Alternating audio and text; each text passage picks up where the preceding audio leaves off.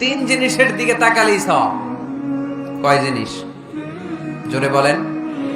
এক নাম্বার আন-নাযার ইলাল মুসহাফ, কোরআনের দিকে তাকালেই সওয়াব, পড়া লাগবে না, পড়লে তো সওয়াব আছে, তাকানো মাত্রই। দুই নাম্বার আন-নাযার ইলা ওয়াজহিল ওয়ালিদাইন, মা বাবার চেহারা, মা বাবার খেদমত করলে তো সওয়াব আছেই, টাকা দিলে তো সওয়াব আছেই, কিন্তু মা বাবার চেহারার নজরের দিকে যদি রহমতের নজরে একবার তাকান, একটা কবুল হজ করলে যেই সওয়াব, ওই সওয়াব আমল নামাই দিবে কে? মা বাবা এমন জিনিস আমরা চিনলাম না। আমরা পীর সাহেবের দরবারে লাউ নিয়ে যাই আর গান গাই, সাদের লাউ বানাইলে মোরে আগা খাইলাম, ডগা খাইলাম, খাইলাম না ডুগডুগি না। তো কই লাউ নিয়ে যান আপনি, কই হাদিয়া নিয়ে যান? আসল পীর সাহেব তো আপনার ঘরে। আপনার আব্বা সবচেয়ে বড় পীর সাহেব, আপনার আম্মা জান আপনার জন্য সবচেয়ে বড় পীর সাহেব। গোটা বিশ্বের সব পীর সাহেব যদি 50 বার করে কোরআন খতম দিয়ে এক গ্লাস পানির মধ্যে ফু দেয়, আর আপনার আব্বা শুধু বিসমিল্লাহ বলে যদি এক গ্লাসের পানিতে ফু দেয়, ওই গ্লাসের পানির ফুটা আল্লাহর কাছে কবুল হয়ে যাবে। এজন্য বিশ্বনবী বলতেন, আল জান্নাতু তাহতা আকদামি উম্মাহাতিকুম।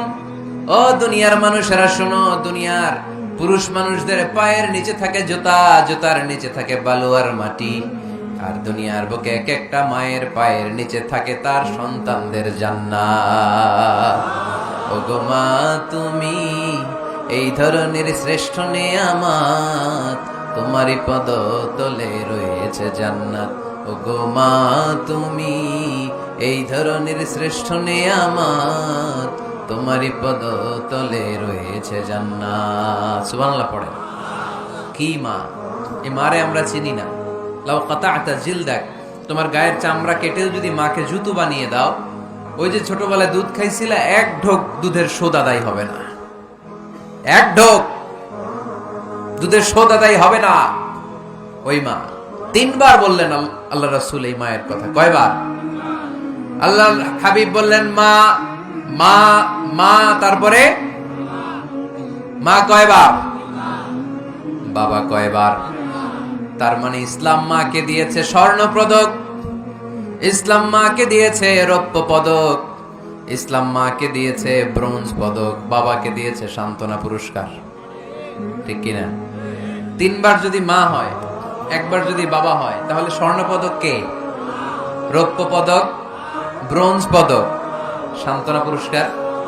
সুবহানাল্লাহ কইতে বললেন না? ওই মায়ের চেহারার দিকে যদি রহমতের নজরে একবার তাকান, কবুল হজের সওয়াব আছে না নাই?